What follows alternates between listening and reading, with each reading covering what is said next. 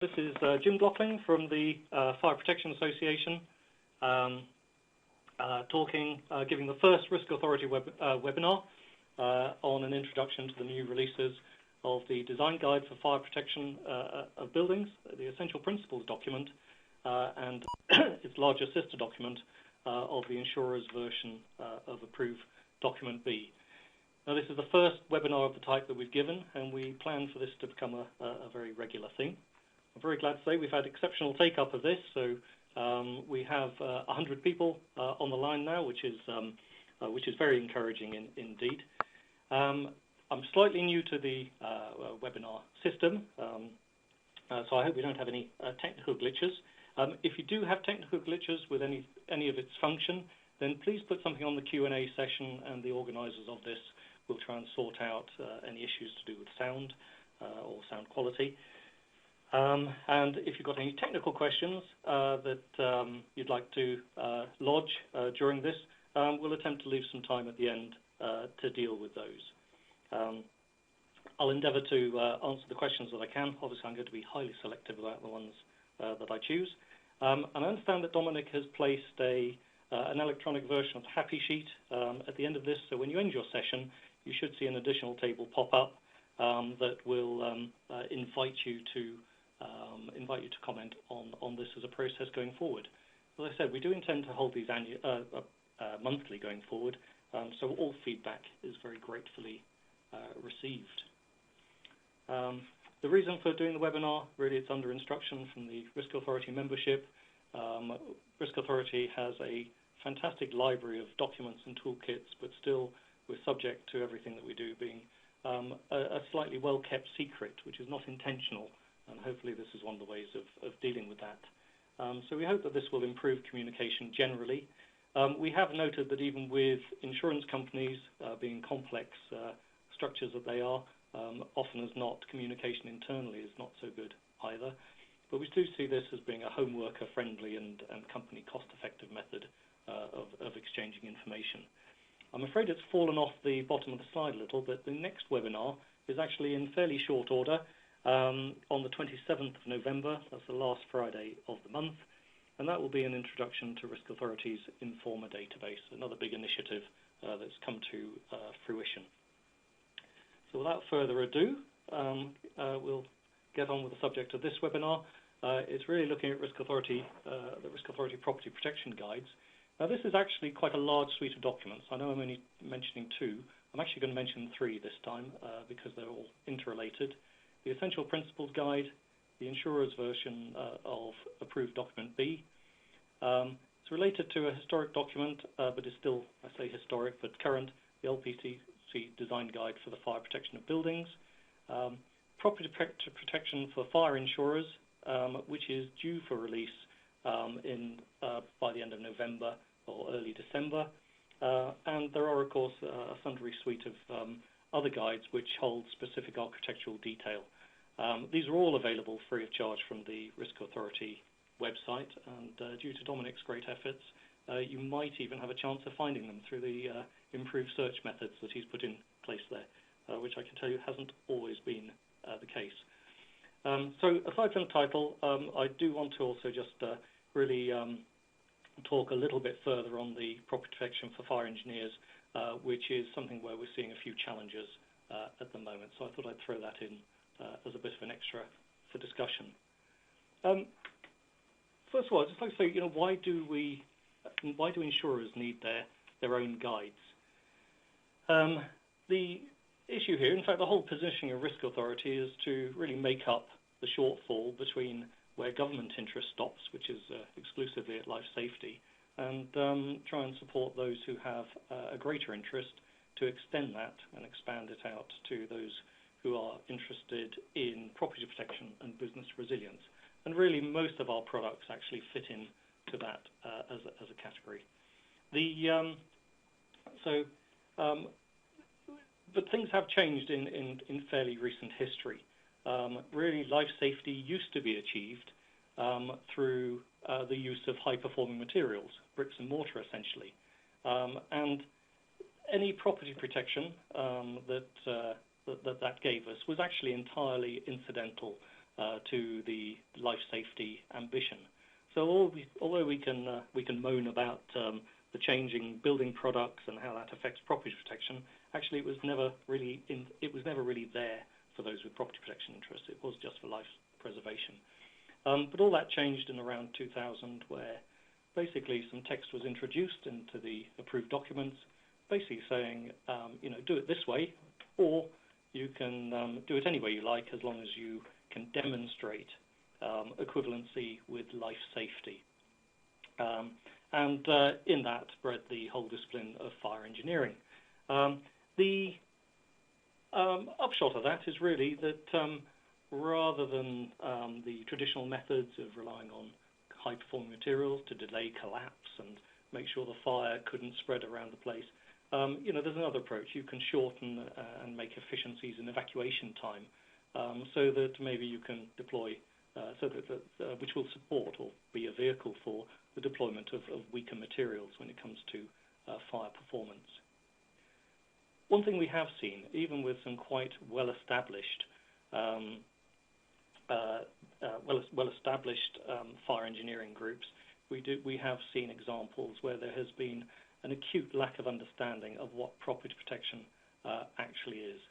And I guess this is unsurprising if you look at any of the courses available at university to do with engineering, fire engineering in particular. It is very legislative focused. It is about life safety. And actually, we've got to accept property protection is a very specialist skill, and there's a great job to do in communicating this out and really trying to get bespoke appreciation of this so that really fire engineers can come out more fully formed to tackle the challenges of property protection. But I think it leaves us in a place where, without other actions being taken, people are being delivered buildings which, whilst they might be safe and sustainable, we are certainly seeing a move to them being less resilient. And at the end of the day, it's primarily insurers who will pick the bill up for that, and it's businesses that will suffer as a result.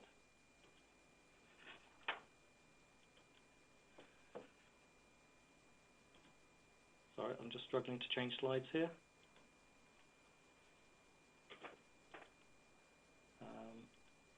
There we go.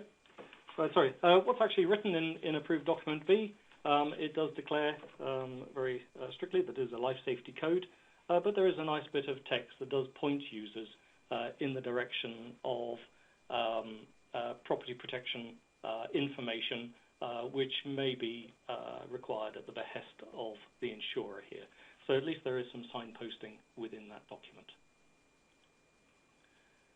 Now, when we consider life safety and property protection, they are two very distinct disciplines, and they have their own language, they have their own objectives and their own measures for success. I know this is teaching many of you to suck eggs, and I hope this isn't too basic, but it's just a little bit for those, might be beneficial to those to help make the point. In life safety, we certainly see all the talk and all the effort. It's about evacuation, really. And the language is one of fire doors, smoke alarms, smoke clearance, travel distances, fire wardens, liability. A very, very large part of this is making sure you've abided by the law so you can sleep easy at night. Fire alarm tests, inspections. I can see a spelling mistake there. Friday alarm tests, which I suppose many of them do take place on Friday. Workplace regulations and management systems. And these often have quite a high dependency on human systems as well and human methods. The objective, evacuation with life loss. What happens after that is nothing to do with anything if you're applying it strictly. The measure is avoiding life loss, and also those who put the plans in place to be able to demonstrate that they've done their bit. Now, for unenlightened business, and we know this from our own surveying teams, people that we might do audits for in terms of fire safety, this is all they want to know about. They want to know that they've done their bit, they can tick a box, and they can move on. And in that, they're really missing the greater benefit that they could achieve if they were prepared to consider more or higher objectives than that. And so at the end of the day, and you know, yes, we do have big fires, but if no one dies in the eyes of the government and our regulations, you know, no one died, so it's a perfect outcome, which to us might seem strange. You know, particularly when we're talking about heritage buildings such as the one pictured there. So when we look at business and property protection, and I'd include heritage in there as a very special case of this, almost a higher priority. The language is different. It's one of, obviously, prevention. It's about duplication of assets. It's about protection, mitigation, having alternative means and ways of doing things, business resilience, continuity planning, high integrity systems. We don't want things that just satisfy the law. We want things that will work. And perhaps in there we have an over-reliance of standards. We know from our desperate situation with false alarming from automatic alarm systems that clearly the standards are not working. It's a system that has failed. And you know, that needs understanding and something better being done. Even though it may cost a bit more, even though it might be over and above what's being asked for, you need to go that extra mile. It's about understanding failure routes, probability, generally a low reliance on humans, as we all know that that's where many of the problems actually arise, and planning for the unexpected. Again, in life safety terms, and our guidance is all about fires starting inside buildings. But we know with the way we're building buildings nowadays and with what actually happens, fires often start outside or are introduced by exceptional means and the subject of arson. So the objective is very clear. It's the process and the object and business must survive. Irrespective of what the law is telling you have to do, you have a higher remit. And really the measure of that is continuity of capability. So how does this look in terms of business and property protection? A very simple guide. We're looking to reduce the risk from high to low, so the event is much less likely. But when the event does happen, we've got to have something else in our back pocket. And for that, we need to be able to reduce the consequence. And that is either to limit fire spread or to be able to act on the fire and to intervene and prevent its action and ultimately put it out. So there's the simple model we work to. I guess in terms of life safety, the remit sort of stops well before then. It is just to the point of evacuation. And this is how it actually looks in approved document B. It's a rather strange diagram in that we have, you will see everything put on a time scale, how the fire develops, a safe egress time, and a necessary escape time. And really the mandated interest is where the escape time arrow ends. And it really needs evacuation of all persons before collapse of the building. I put another red arrow on this because it's slightly interesting to see how suppression occurs long after critical damage to the property or business, which doesn't seem like a very good suppression system to me, but in actual fact I think that's probably referring to the fire and rescue service, who have no responsibilities, although can be hugely beneficial in that remit. So I think where we're going with this, the mindset for someone designing to life safety can be very different to that one of property protection. Life safety, it's that they've done everything in accordance with the law and will not be culpable if things go wrong. And often as not, we just see that as really not looking for the huge benefit, but can be a box-ticking exercise. In terms of property protection, it's someone being able to state categorically, having analysed their vulnerabilities, the systems they have ensure that they've got high integrity in systems to ensure with great probability that the company will not sustain critical damage and will be able to continue its process. And there are lots of systems in place that can support this, and you know, it doesn't have to be the installation of expensive suppression systems or compartmentation. It can just be splitting up stock into two locations in non-damaging quantities. It can be just-in-time supply. There are lots of methods that can be deployed. Right, I think that's enough on the introduction of the business, my moan on the differences between life safety and property protection. If we look at the specifics of the documents that we now have, the Essential Principles Guide, this was really the header document on what was to be a substantial suite of documents to support business and property protection. And the objective is very simple. It's a quick read, an accessible guide that in 15 minutes will educate an unfamiliar reader with the key attributes associated with fire-resilient buildings. And that's exactly what it does. It's very, very popular. We distribute it in the thousands, and I think I'm correct in saying it's one of the most downloaded documents that we have on the web. It's been reformed in 2015, and it I'll come on to what's actually changed in it. But it's immensely popular and a very nice, clear statement of how people should go about things. There is a sister one, by the way, for the Essential Principles of Security, which is produced by the Risk Authority Security Working Group. The document basically contains conveniently the 12 commandments of property protection, which won't come as a surprise to any of you. It's to limit fire spread through combinations of compartmentation and active and passive fire protection, to use non-combustible materials, to prevent collapse, to assist with intervention and also to have something left to save afterwards, to consider environmental protection and consequential damage, to use quality assured products, and to have them installed by quality assured installers. The final 6 are really to use high integrity detection. Now, just to clarify that point, we have an ongoing campaign with government to at last accept that the current smoke detection systems that we're putting in buildings are really insufficient to do their job. We can't think of another life safety critical application where such poor equipment performance is tolerated. And the bottom line is that a smoke detector is also a deodorant detector. It's also a very good steam detector, and it's a very good burnt toast detector.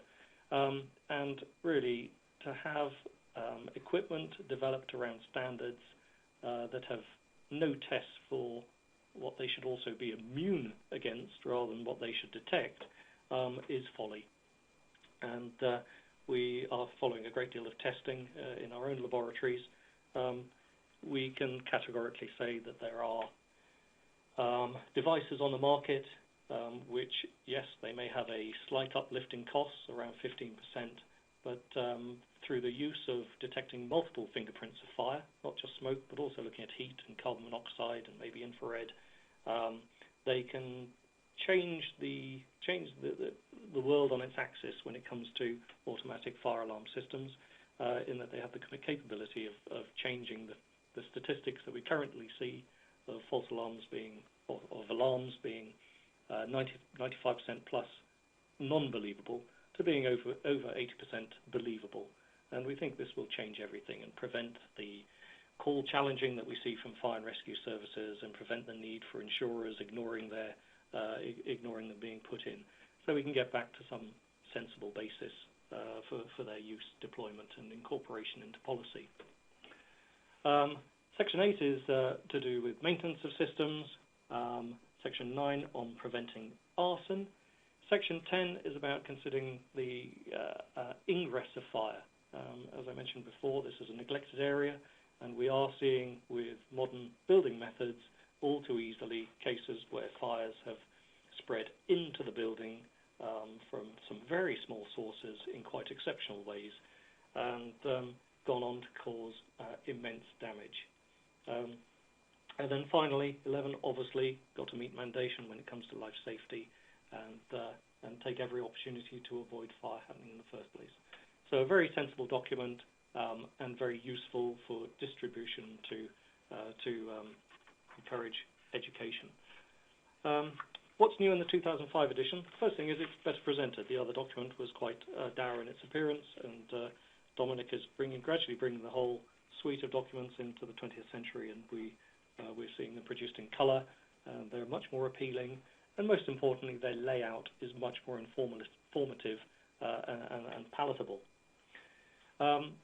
Second point, we've changed these documents, so although this document may have, 8 or 10 pages in, we still need to be cognizant that actually some people will only read one page. And we do this now for all our documents. We produce a summary key points section. So we go through every document after creating it and say, right, now let's assume the reader's only going to read one page. and we create the page that is the page that they should be reading. And that's been very successful. There is greater emphasis on environmental protection. I'll come on to some of that later. More cognizance or attention given to consequential damage. There's reference to the Property Protection for Fire Engineers Guide, which I'll talk about later. Owner-occupier awareness of changes and the consequences of change within the building. Water source protection zone reference. Now, this may be unfamiliar to many, but there are areas of the UK which have a combination of aquifers underneath the soil and high porosity rock formations above. Now, these water source protection zones are protected under law, and there are incidences where fire and rescue service has been prevented from putting water on some fires in locations where these underground stored water quantities are exceedingly important for the provision of water to the local population.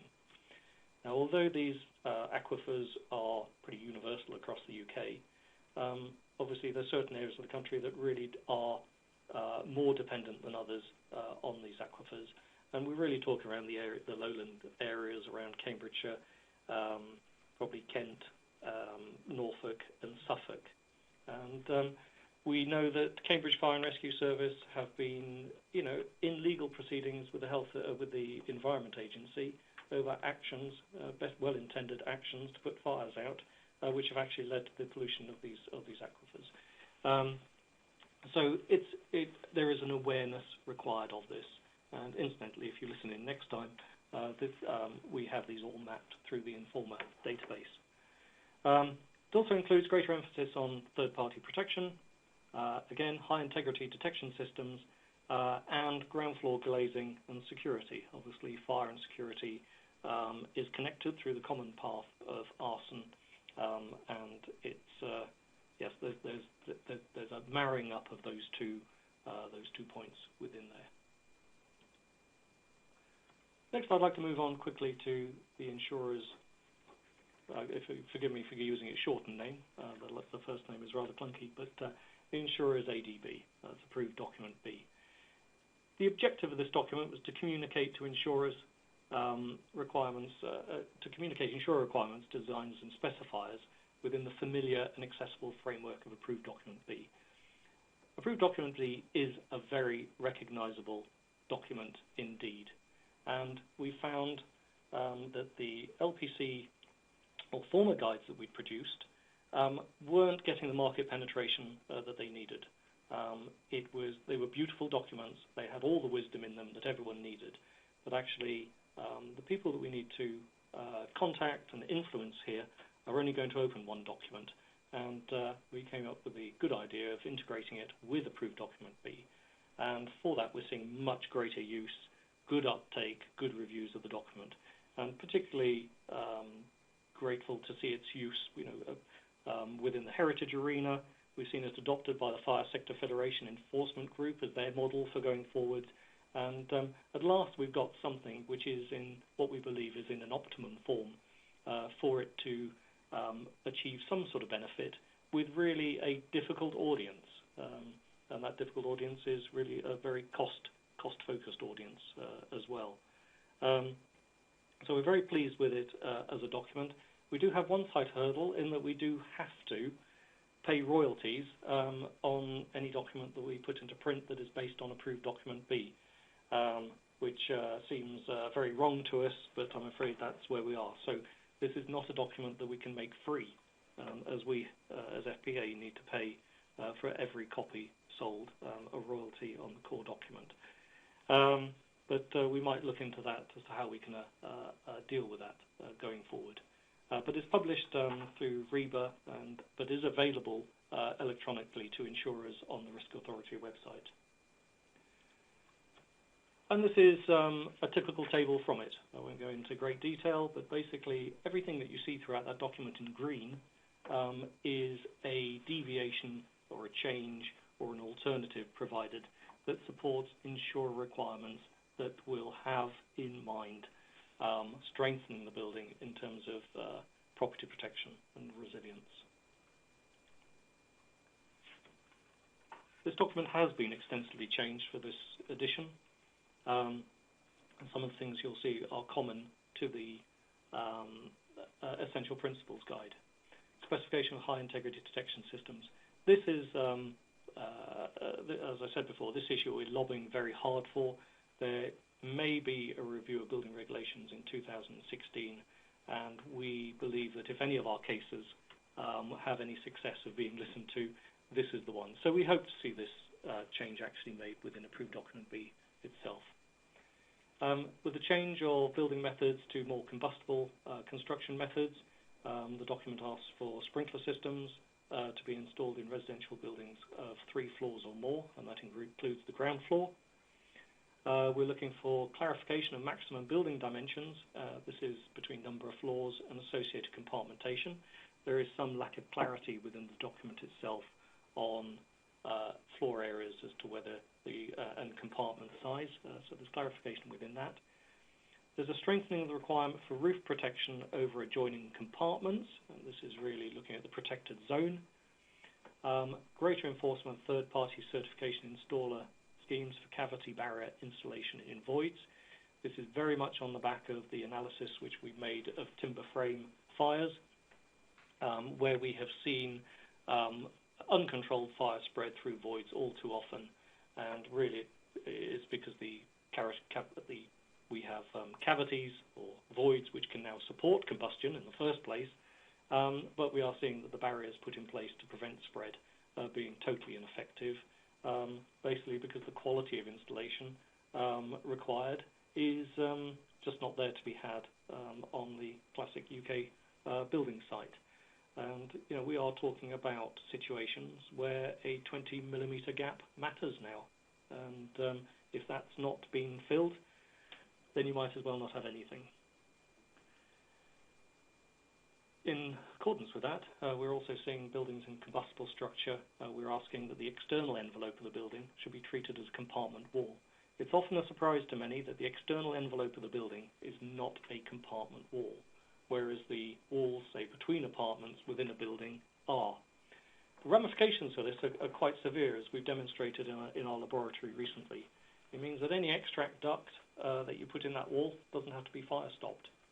It means that any air brick that you put in, any bit of pipe work, it doesn't need fire stopping at all.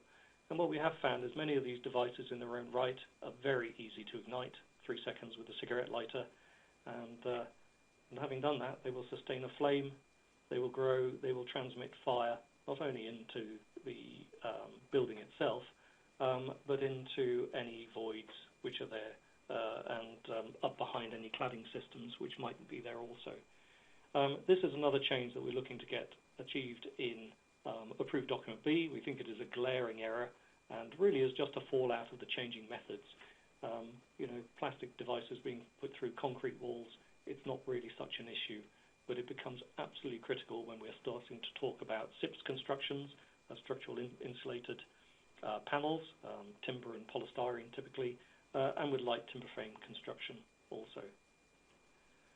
Moving on, we also have cautionary notes on proprietary ceiling systems as being fit for purpose, and this is a classic case where we see a lot of expanding foam being used about, and it's very difficult to know whether it is the proper fire retardant material or fire stopping material, or whether it is just combustible foam. And in association with that, we're looking for third-party approval of such systems. And I guess the same also goes when we talk in terms of structural steel protection. How do you identify the difference between a proper intumescent coating and someone touching it up with white matte emulsion? Then finally on alterations, charging points for electric vehicles, asking for those to be restricted to taking place in buildings which are appropriate. We obviously see very many losses from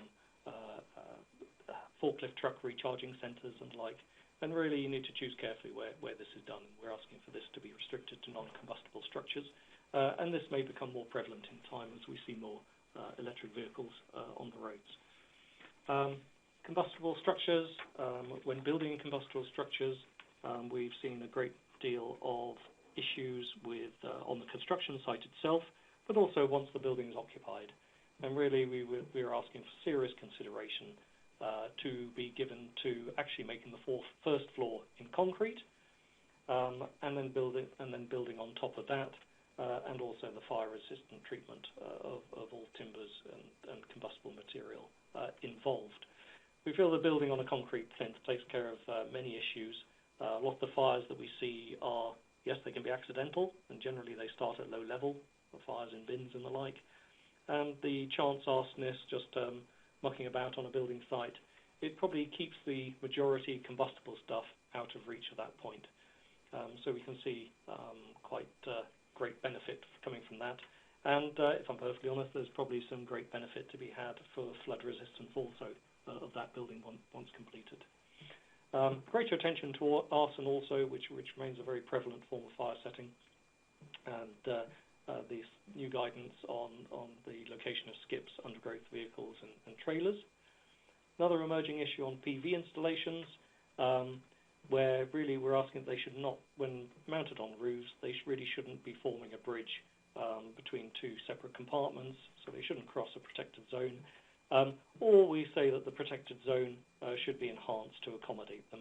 And obviously all PV installations should be installed with a suitable fire switch that will isolate the panels. Panel isolation is an issue in its own right, but there are systems in place now to actually isolate panels as individual panels. So rather than just isolate them with a single point, which can still be providing high quantities of power, a single switch can isolate every single panel, so the maximum you get from it is 36 volts typically, and a much lower current, which will not cause a fire to persist. There's also a great deal of extra effort on designing to assist firefighters do their job. I know I've categorically said here about firefighter ambitions being just life safety, but they do, if it is safe to do so, they will take some pretty extensive excursions to help save property and make things better. But you need to make it safe for them to do so, and you need to provide the facilities for them to do that. And there's greater guidance on that within. We've had some quite prominent basement fires, and so there is some emphasis on control of smoke to encourage, again, intervention in those locations, and also as a very special situation with some very high fuel loads, recommendations for sprinklers. On the basis of the Business Sprinkler Alliance work that's been done, which has showed for warehousing a net cost benefit and environmental benefit to the UK of the sprinkling of warehouses at much lower areas than are currently mandated, we are recommending the installation of sprinklers in warehousing over 4,000 square meters.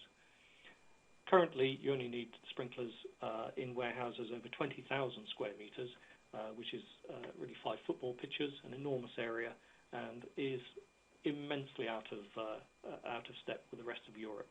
And so we wanted to bring this back into a more reasonable context, and this is really the third and final item that we're lobbying government on currently to change in the building regulations. The cost benefit for sprinklers in warehousing, incidentally, was demonstrated down to a smaller figure of 2,000 square meters, but I think we do need to take a more practical approach on this. There's also clarification what sprinkler system actually means, and it's an emerging but very important point to us, particularly when it comes to fire engineering and its proliferation. We do see sort of water mist systems being substituted for sprinkler systems, but there's a difference there, and it's not one to be tripped up by. A water mist system currently just describes the technology, the fact that small droplets of water are put out and it might be less water, and that its action may be one of oxygen displacement through steam generation rather than wetting and fuel removal and cooling. But when we say a sprinkler system, it actually means a lot more. We have the comfort of high pedigree standards. We know that a sprinkler system going in will be with certificated product. We know that it will be by a certificated installer. We know that it will be maintained. We know that pumps will be tested weekly. We know that the coverage will be total, and even hidden voids will be covered. It is a building protection system in a very rigorous quality system. And that's a point which is often missed by people. And this is something we do need to keep reinforcing at every opportunity. So that was a little bit on Approved Document B, on the changes. I'm sure that seeing the people who are participating in this webinar at the moment, I can see many of you participated in the publication of that, and I hope I've done it justice. You'll be in a better position to answer many questions on it than myself. But it is an immensely popular and immensely valuable piece of work going forward. It is fantastic for us when engaging with government, when they say, well, what is it that you want? You can just put their document augmented with what we want on it on the table and say, that's it. And I think it only takes a major disaster to happen where perhaps the UK gets financially hurt, that maybe ears will start to open. I'd just like to make a final point, and this is on property protection for fire engineers. This is a document which has been worked on and by Dave Sibbert and myself. I see Dave Sibbert's listening in. Thank you, Dave. On really looking to communicate to fire engineers the difference between life safety and property protection solutions, because there is a lot of we see a lot of problematic designs out there, and and it may just be that they're not fully formed, they've missed bits, or they may just have a dreadful misunderstanding of what the objectives are. And hopefully this document will become very important in helping to communicate what we actually need here. So there are a few examples. We see designs, fire engineering designs, where the focus is still on probability rather than consequence.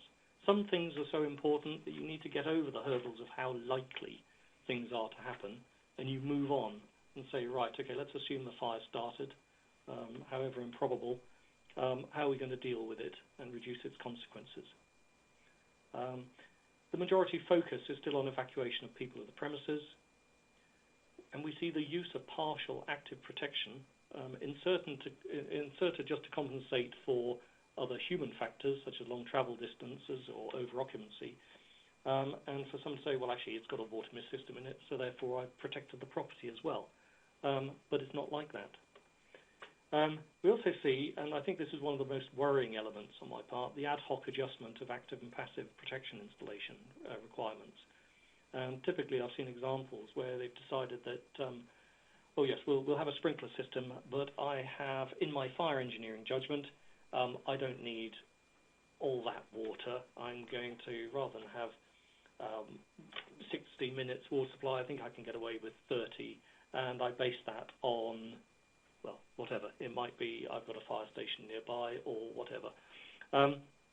But I think all of a sudden, they have not only been, from fire engineers, they've suddenly become, taken upon themselves to override all the wisdom of the people who've been putting great effort into the production of our sprinkler standards. And yet, there is still the assumption that they will still be as effective. This is how, and this is obviously incorrect. We also see an incorrect interpretation of the term of equivalency between competing active fire protection systems. Now, when they're using guides, fire engineering guides, BS 9999 and the like, it's very clear that when they talk in terms of sprinkler systems, you may use a sprinkler system designed to the BS standard, or you can use something else as long as it is equivalent. And it does specify in terms of performance and reliability. And this is where I think many of the designs that I've seen are very much at fault. In performance terms, yes, we can test lots of different extinguishing systems and make them perform the same. The question is, will they perform the same in 10 years' time or 5 years' time or even after the weekend? And that's a more difficult nut to crack, and I think many designs are found wanting in that place. And then just to really complete this, we do see designs, particularly within the heritage sector, where the fabric of the property is assessed for its fire-resisting capability and used to justify the design. And my particular bugbear with this is really they're using the fabric of the very property they're trying to protect as a means of supporting the plan and the escape route and the escape route distances, and that doesn't feel right. And again, I think that is about having satisfactory objectives setting. We often see plans with no consideration to arson at all, and I can remember one incident when I queried this and got a response back. Again, this isn't handled in ADB really. It's about fire starting from within, and having someone ask me, well, how am I meant to protect against that? But the point is, you need to consider it first, and then you can plan for these things if you're prepared to go that extra mile. We do also see an over-reliance on human systems. Where anything gets a little bit too difficult within the plan, it's all too easy to say, well, I'm going to have a guy on the desk who's got a phone 24 hours a day. But having worked for various forensic organizations in the past, and I have seen examples where a 36-hour shift for a night watchman causes him to do strange things like setting fires, and we know that human systems can be problematic. And we also see a reliance of plans on non-permanent factors such as fire and rescue service response, which can change overnight, and particularly in this day and age, and they really shouldn't be permitted within these sorts of designs. And really, we still see prevention and management focus, with still little that actually changes the result following ignition. Now, what this document actually does is really look to inform the fire engineer where the business challenges are, and help them understand where effort needs to be focused. And this requires a comprehensive business impact analysis or heritage impact analysis.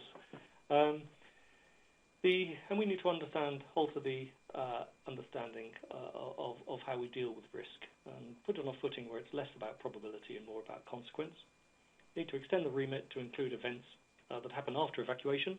So let's think about actually putting the fire out, reinstating the compartment, and reinstating the business. And of course, these can be assigned with timescales. I'd like to reinstate the compartment within a week. I'd like to put the fire out within 30 seconds or an hour. I'd like to reinstate the compartment within a week, and I'd like my business back on its feet within 2 weeks. These are fantastic design principles for people to work to, and give performance criteria for success. But we're not looking in this guide to curtail the innovation that fire engineers can bring to things. We're asking them to use their skill sets to achieve an extended remit, if you like. Bringing back bringing measures that will be appropriate for saving a property and heritage. And we'd like to see less of this. This is an example from a fire engineer's website. Let's call them a value engineers. This was clearly from some time ago when local acts were still in place, but this is the type of advertisement we had historically seen. So here's I've blotted out the name of the organisation. I don't think they promote themselves this way now, if I'm perfectly fair, but you can see how things might have been, where they can, through fire engineering methods, they can achieve the removal of sprinklers, reduced levels of compartmentation, reduction of fire-rated facades, and again, you can reduce firefighting shafts and the like. But obviously, not taking anything away. This is perfectly allowable. This is still preserving the life safety element. But to you or I reading this, probably with an insurance head-on, whilst life safety is preserved, this only means one thing in terms of property protection, and it's a lessening of it. So just to close off, developments which we have going on. We have more work going on in the laboratory. The fire engineering guide will be out in late November, early December. The developments which we're currently looking at in the lab, those are some pictures taken from some facade ethics, external thermally insulated cladding systems from the facade. And we've been running fires up those and finding out whether there are any design implications to do with products used and how they're installed. And indeed, we are finding some issues. It's not all bad news, I should add, but many of you may have come to see those tests. but we'll be holding more in the future on other types of building substrate. And to close this off, I'd just like to thank the efforts of the passive working group that I've been talking about today. Its convener, John O'Neill, Dominic Lukes, for putting everything together. And also, again, I'll say thank you to Dave Sibbett, because he's been quite instrumental as well in many of these documents that I've been talking about today. And then I think we have just like to advertise the Informer database, which we'll be introducing on the 27th of November at the same time. Looking through the questions list, I think Dominic's been taking some notes. From what I can see, what have I got? All right, I've got a question. The 2015 version that came out is quite a surprise to a lot of people. I only saw it for the first time last month. Right. We can only really apologise for that. I mean, we've been promoting it very heavily. It's in the REBA bookshop, but I think it's through webinars like this we hope to be publishing more in the future. We have distributed copies free of charge to all the insurers and to every fire and rescue service and to the fire safety departments also. And actually, it's also gone to many of the heritage outlets also. Yeah, on the website for insurers, there is not only the PDF version of the document, but there's also an interactive PDF version as well that you might like to have a look at. So it's there. I think this is a document which really is gaining pace and prominence within the market. I think there are many other questions about the publicizing of this, so we can get it to spread further.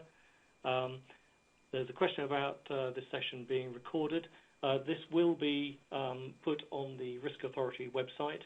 We'll take a view as to whether it's in the open part of the website or the closed part, behind the firewall, after this, when we look back on it. We are seeing one or two technical issues around tablets and things, but it looks like they've been worked out. It looks like some phones are supported and others aren't. All too many people congratulating Dominic on this, but I think we've just about come to the end of the questions. All right, there is one, thank you, Paul. Who and what levels of accreditation would you expect for third-party inspecting and fire stopping around openings? Paul, I'm sorry, on this occasion, this isn't a question that is within my remit to answer, but I think we will publish up an answer to that one. It's a very, very good question indeed. We certainly rely on the Red Book a great deal. There are base schemes. The Association of Specialist Fire Protection have their schemes also. But I think this is a good point that we probably do need to give greater guidance on that. I think that's brought us up to time. I think when you close, I hope it's been useful to you, and I hope it's although we're all quite new to this, I'm sure it'll come a little slicker later, but I hope it's been valuable. As I said, if you know of people who haven't managed to see it, I believe it's going to be put on in MP4 format onto the internet, and I hope we have a good model for everything going forward. So I'd like to thank you all for listening in on this, and please provide feedback to us on the pop-up that will happen after you close things out. Thank you, Rob, Rob's just said it's working well, so hopefully you're all of the same opinion. But thank you very much, and we will finish now. Thank you.